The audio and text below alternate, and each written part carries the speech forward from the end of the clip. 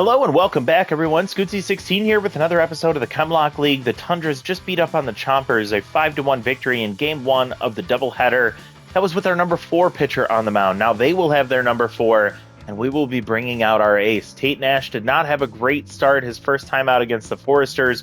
We're hoping that a reeling Chompers team maybe struggle to find their footing against our ace. We do have the lineup already set for this matchup. We did that in the last episode. We'll talk about it as we get into it, but not many changes. Zeke Price is tense. We're hoping he can settle back in, maybe get a hit, get out of that funk that he's in. And Eric Lozano, red hot after a 3-hit day, including his first home run with the Tundras. See if he can stay hot in this next game. We head back out to Stade Royale. The Tundras facing off against the Chompers, a rematch of the end of last season in which we did fall short of a championship appearance because of this Chompers team, who ended up getting swept by the Swampers in the championship series. Really hoping that we can get some revenge against them. We have to play them 3 times this year. We get this doubleheader, and then towards the end of the season, we'll be heading to the Corral to face off against them in their home park. I'd love a sweep this year on our way to the playoffs. So Tate Nash looking to try and find his footing with the team, as he did not have a great start to his career with the Tundras here at Stade Royale to start the season. And he'll get a liner to second base for out number 1. Gene Fitzpatrick was a bit of a nuisance against us in the last game. He walked. He also hit a solo home run, the only run scored by the Chompers offense. So he comes into this one locked in. Nash gets a strike on the corner. It's a 1-1 count. And diving play from Kramer. He can't come up with it. And it's going to sneak into right field for a 1-out single. Puts a runner on for Dimple Sexton. You never want to see him with runners on base. Having a quiet season so far, batting .222 with no home runs and 1 RBI. And Tate with that really weird submarine pitch style, trying to throw off the eye level of Sexton. 1-1 count. And sends one to right center field. It's going to roll all the way to the wall. Coming up with it is Rubio with a weaker arm, rounding third, and will hold is Fitzpatrick. It's going to be a double for Sexton. And with only 1 out, here comes Edison Fair, the rookie. Had a quiet game, but he's juiced and tense. Batting .128.5 as tier 2 outside pitch. Starts with a 102 mile-an-hour fastball due to rally stopper being activated. Sailing high and in for ball 1. And fouls off a pitch right at the middle of the zone. 1-2 count. A grounder to short. Stevens' only play is to first, and that's going to allow the run to score. And Nash loses mojo along the way. Holding at second is Sexton. And on the ground out, we see a run score. So 1-0 here in the top of the first. Again, struggling Nash, trying to figure out a way to get out of another ugly start to a game. Swinging through strike 2 is Drake with 2 outs. And a ground ball hit well by Drake, but right to Stevens, who backhands and tosses to first. Inning over, but a run does score. We'll see if that ground out was enough to get Nash's mojo back, but he's already finding himself in a deficit, and he is just hoping the offense can pick up where they left off in the last game. Rubio had a really great start to the last game as he led off with a solo home run. Gets a strike called here, and Frigate let's face off against now tough out activated Rubio. Frigate, the number 4 starter, as tier 2 walk prone. See what that does to his accuracy if he reaches 3 balls. Rubio will pop up in a center field, easy play. Good hustle from the rookie as he was already nearly at second base by the time that ball was caught. You never know if they're going to drop it, so I love to see that hustle from the young center fielder, the speedy center fielder. Zeke Price, who's 10, sends one down the left field line, but that is going to get out of play and into the stands. Ball 1 taken high. See if Price can get his mojo back as he takes strike 2 low. And he gets a fastball like he's looking for, but it looks like it was off the end of the bat as it just dies out there in left field for out number 2. Loud, but unproductive out number 2. Price really fading here over the last 2 games. Dennis on the bit of an upswing. Grand slam 2 games ago. He had 2 hits this last game. 2-1 count here with 2 outs to Frigate, or from Frigate to Dennis. Strings through strike 2. Ahead of that one, pulls way foul.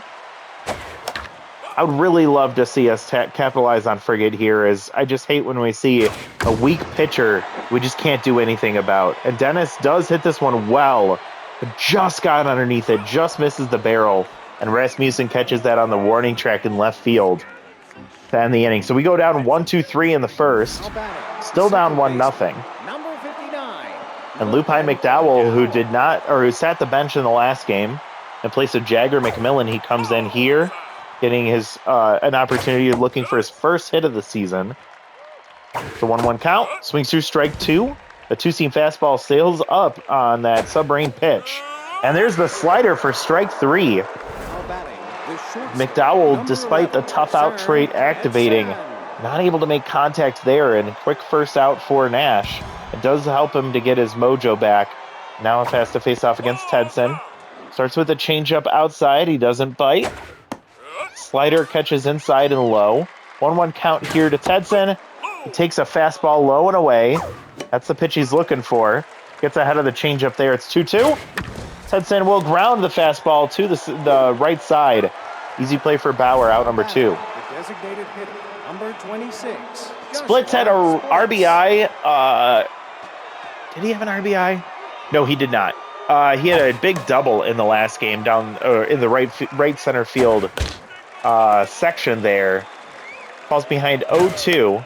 Pops up foul. Nash trying to have a clean inning for what feels like the first time as a Tundran. 1-2. Pop foul. It goes out of play once again. Split staying alive. And he'll pop this one up. This time it is playable. Just behind the third base bag is Coleman. Calling, communicating, and catching the third out of the inning. So quiet 1-2-3. The Chompers offense goes in the second. Great recovery from Nash. Let's see if that helps him settle in the rest of the way. And now Eric Lozano will come up locked in. At a 3-for-3 day. He takes the first pitch Slayer for strike 1, or for a ball outside. Swings through strike 1 before slapping one up the middle. Excuse me.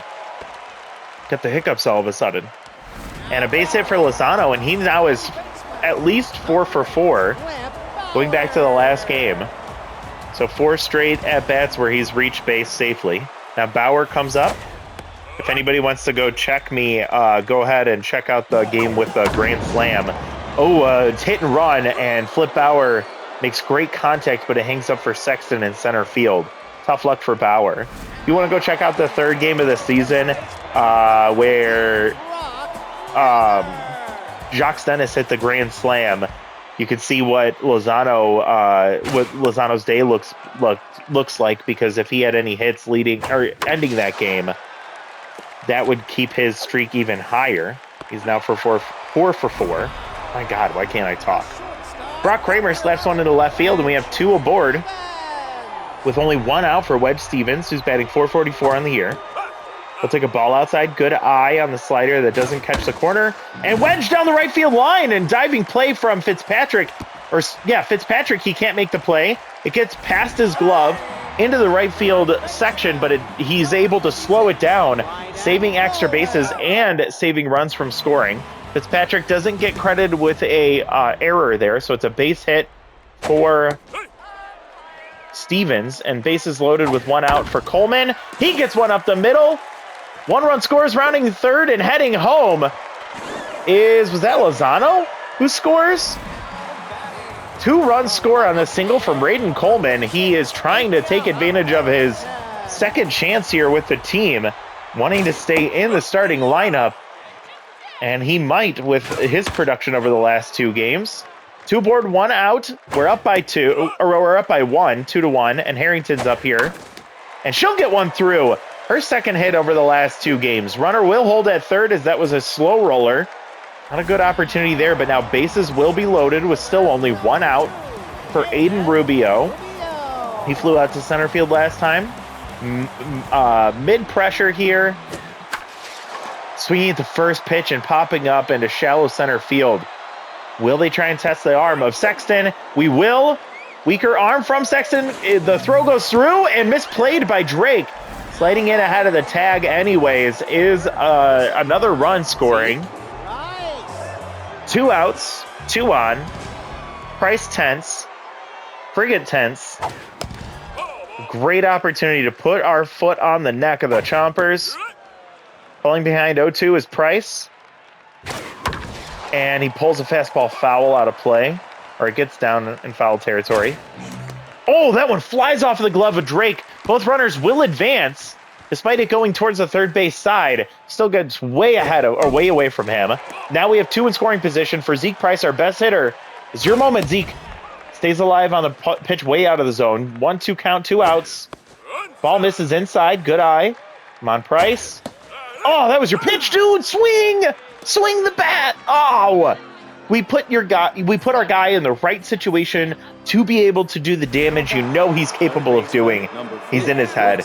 I'd say if he continues to look like this through the rest of this game, he's going to have to take a seat, unfortunately.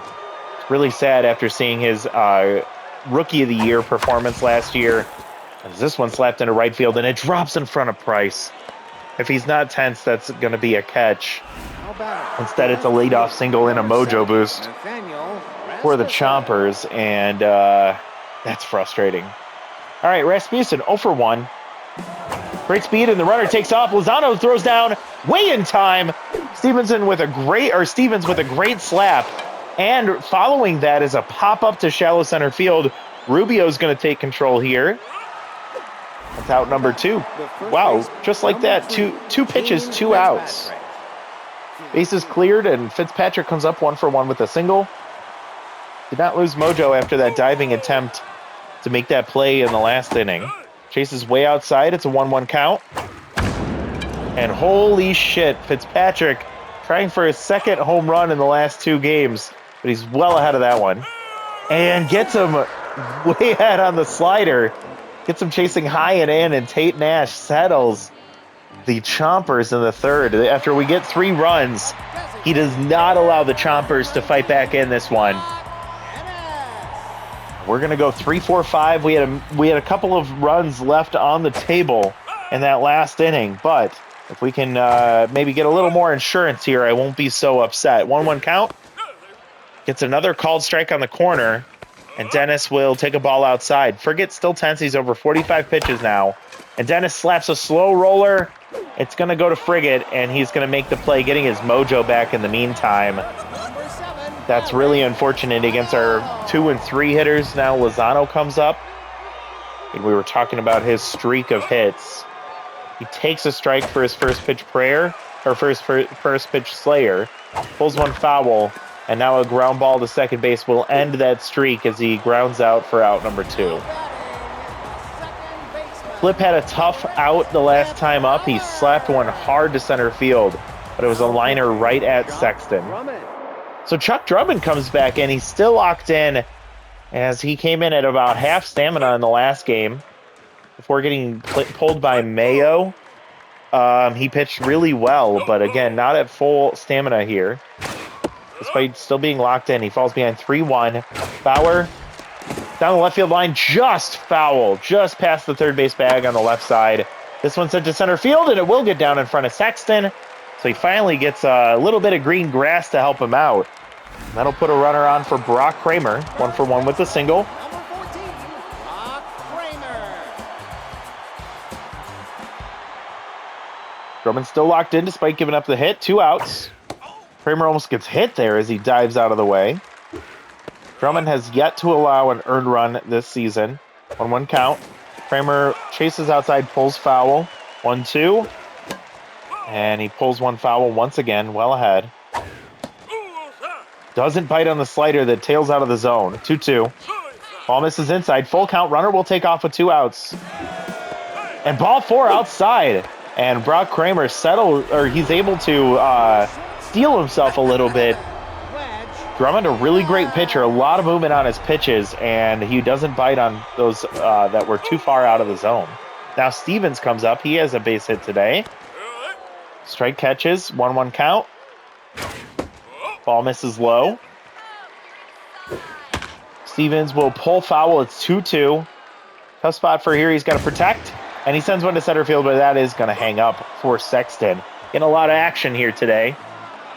Give me one moment, everyone. Now batting, center fielder, number 44, Dimples Sexton. All right, so Sexton comes up 1-for-1 with a double. It's a 3-1 ball game here in the top of the fourth. Nash gave up the fielder's choice RBI ground out in the first inning, but since then has pitched really well. It's a 2-2 count to the best hitter on the team, and it's fouled straight back. Just missed that one. Be careful here. And a ground ball fouled on the first base line. It's still 2-2. Held off again. Nash putting up a good battle here with Sexton, and Kramer with the great range behind first base. Heads all the way out to right field to make that play. And 0-for-1 with an RBI. Edison Fair comes up still juiced and still tense. Starts with a ball high, followed by a foul, pulled way foul. Nash over 50 pitches, but remember he has the Tier 3 workhorse trait. Outside pitch gets pushed foul. It's 1-2.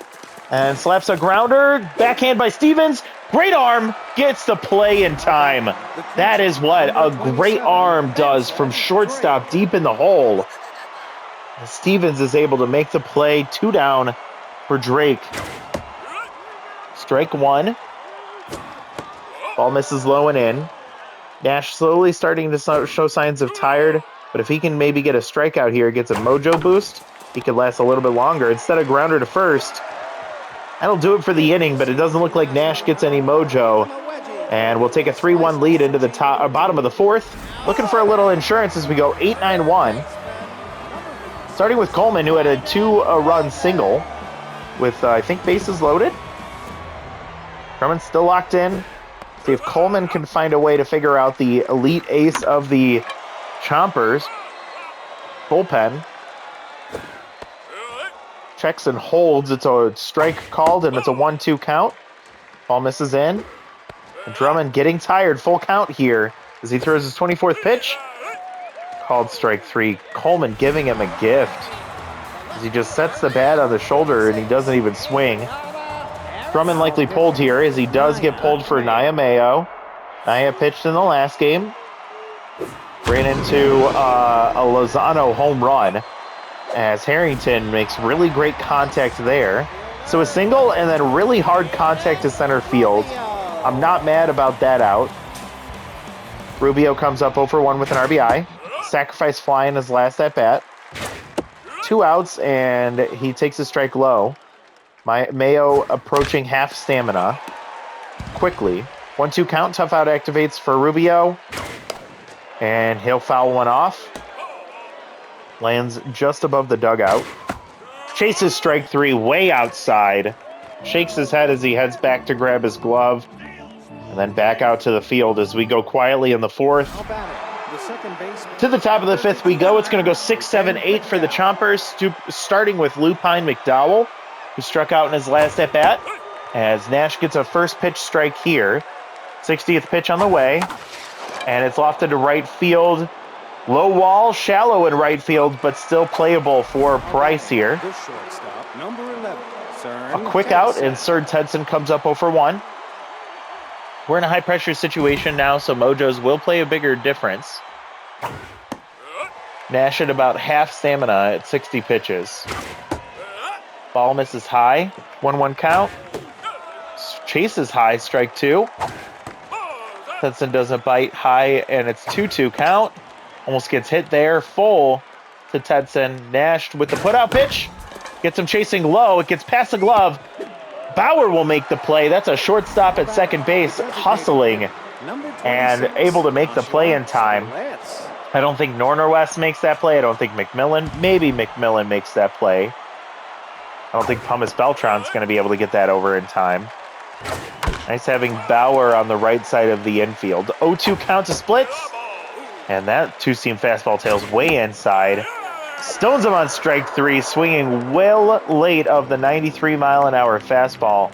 Again, submarine up to the top of the zone, and it feels like it's going 150 miles an hour at that point.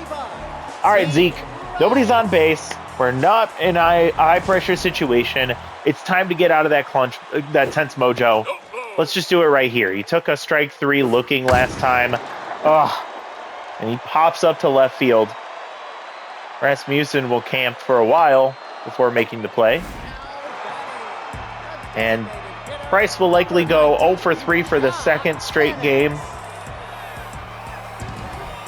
And this is the type of thing I've been talking about for the last season or so. Is like the consistency is all over the place. Tedson with a hell of a play, diving to his right. He's able to make that one just over the grass, deep in the hole. And that's 2 quick outs. Tough luck for Dennis. And Lozano, who's locked in, grounded out last time, will get a base hit here. So he goes 2 for 3 so far today at the bottom of the 5th. Love a little bit more insurance as we get to the middle of our order here, middle back end of the order. We're now in high pressure. Mayo gets pulled for homegrown, another rookie who we didn't see yet, 35-year-old rookie. Has a 4-seam and a Tier 3 elite changeup, which you see there. Also has a great velocity on his 4-seam fastball. Not a lot of movement on his pitches. 1-2, 2 outs. Bauer pulls one foul. It's that change.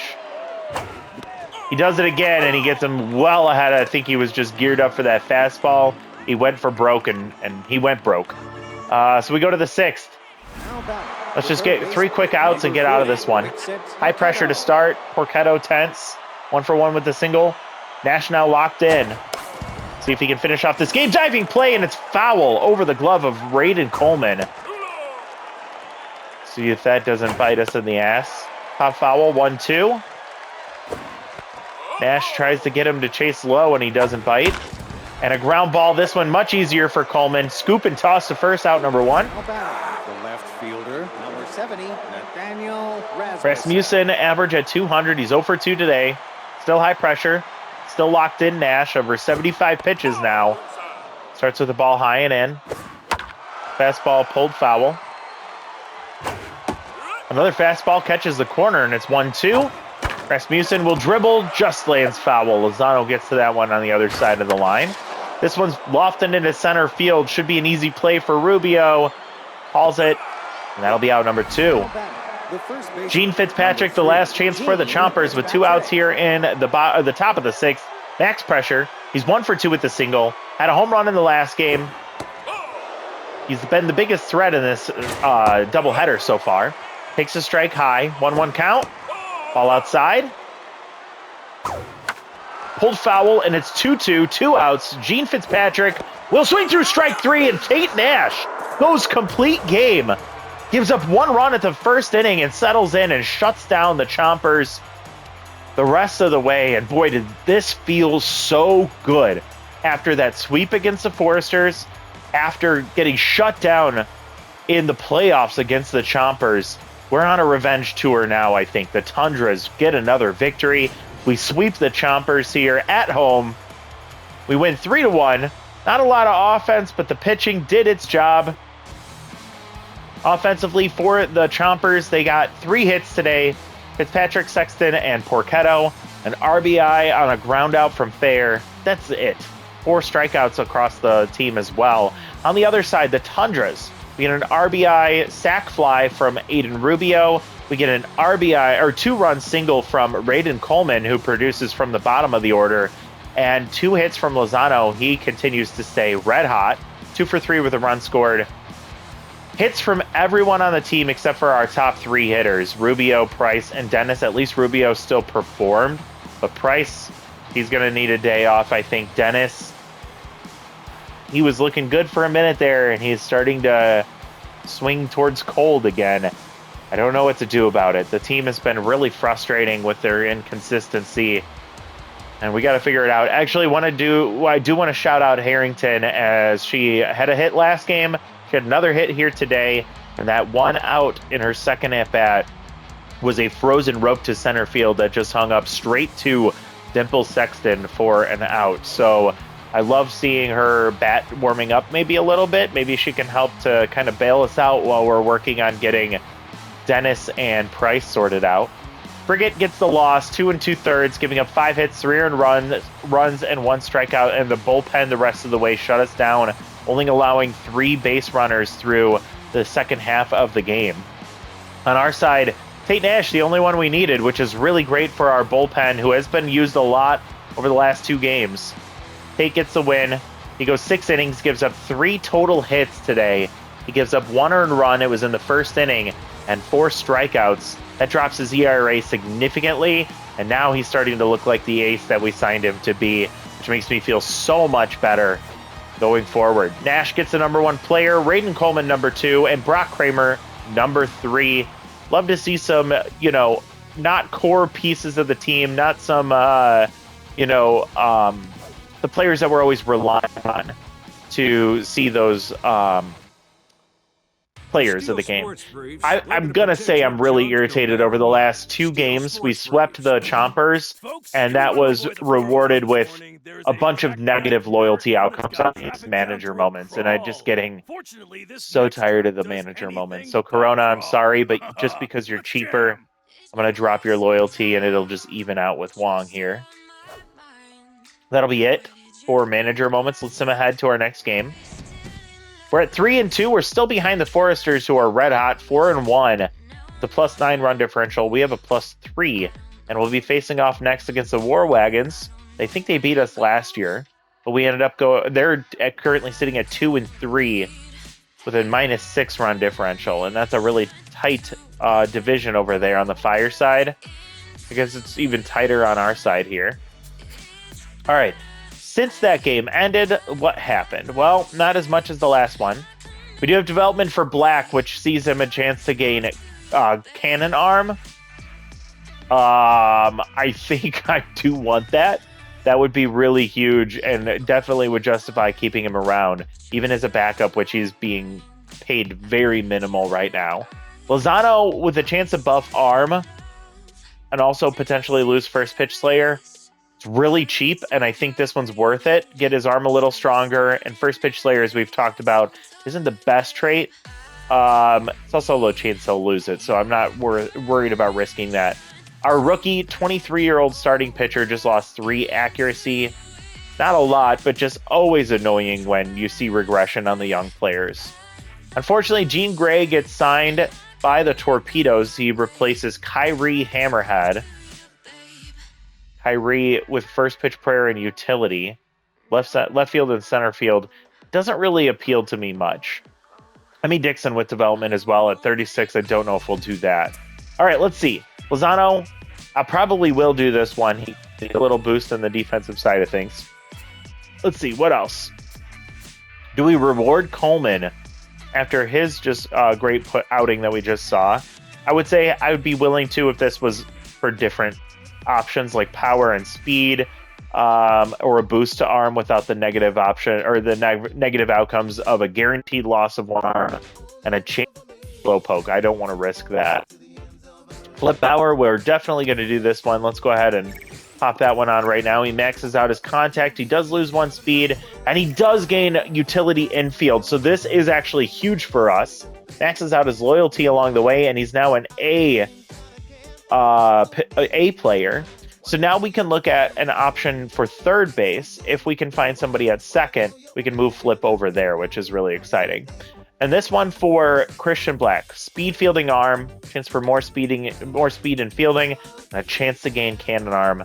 We'll look at that next game, but I definitely think that even at 29, this one's worth paying for. We will do this one for Lozano. He's been playing well. I want to reward him by getting a boost to his arm. And I don't like losing First Pitch Slayer, but I'm not really worried about losing First Pitch Slayer. So let's see. +3 arm, -1 fielding, chance for more arm. He won't get that bonus. Can we avoid the negative outcome? Yes, we will. Okay, so just a little boost to his arm up to 65 now. Not great, but he has been more than offensively producing to offset that.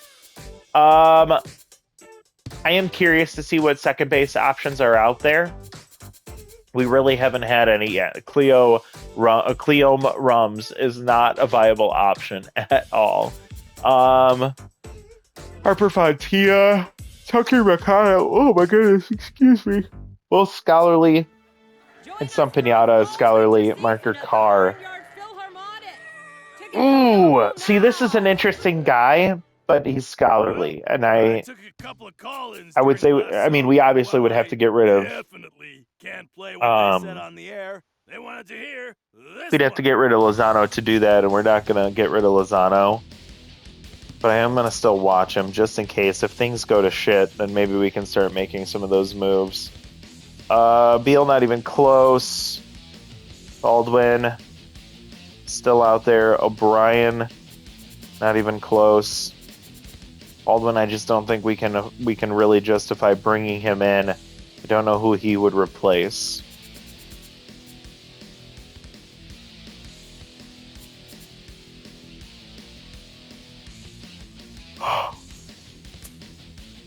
They're both 26. He can only play left field and first base.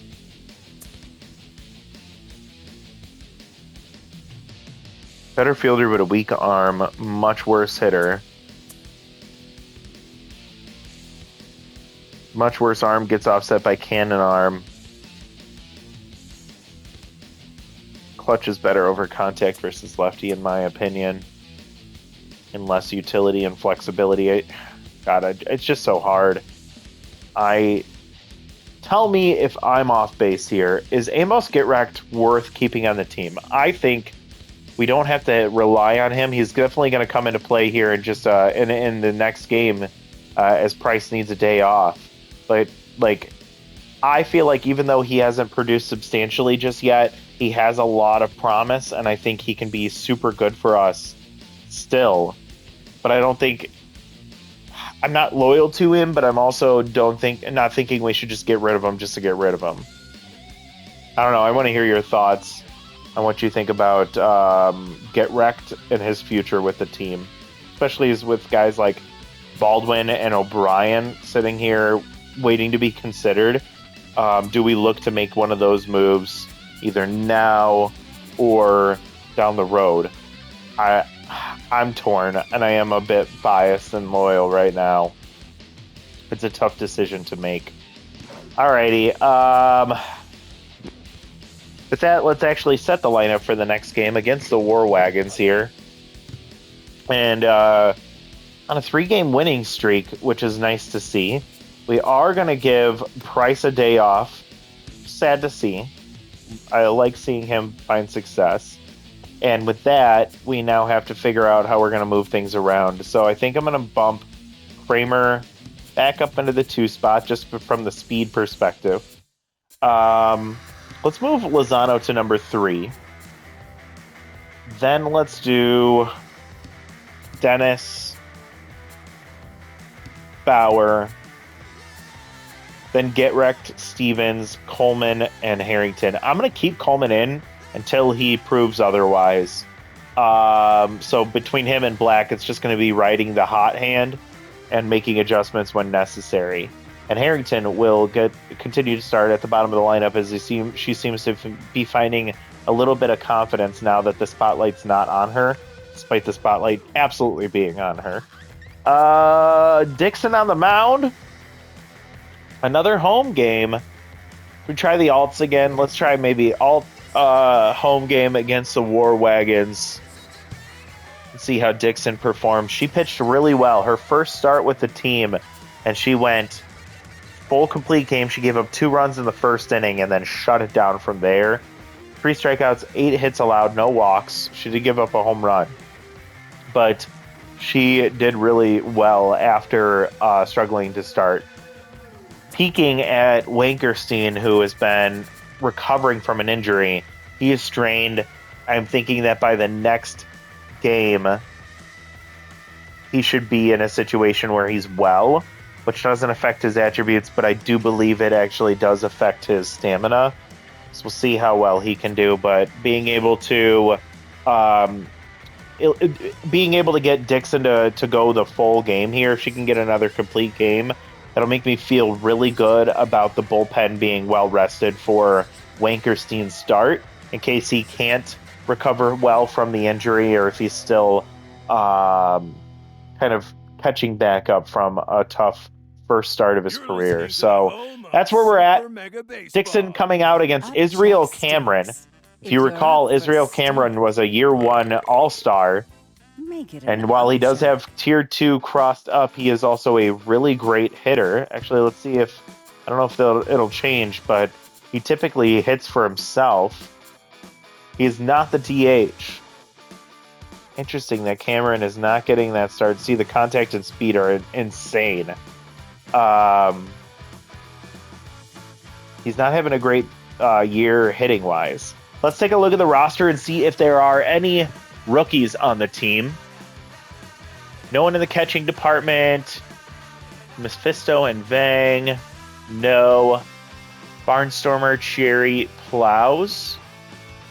Carno Cherry is a rookie.